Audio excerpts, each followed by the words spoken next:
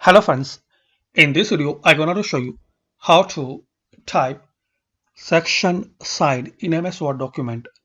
So friends, if you need section sign in your MS Word document, so there is very simple and easy method to insert and type this section sign. Firstly click on insert.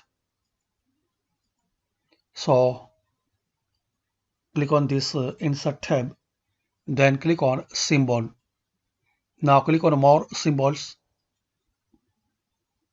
Now type character code A7.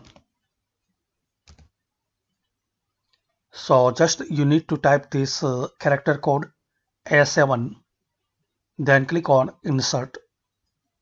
That's it.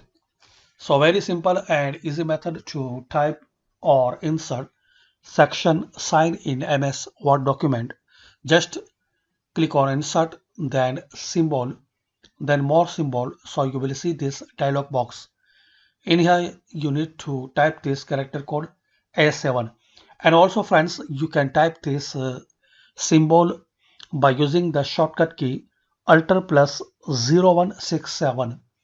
So you can type this character code by using this shortcut key Alt plus 0167.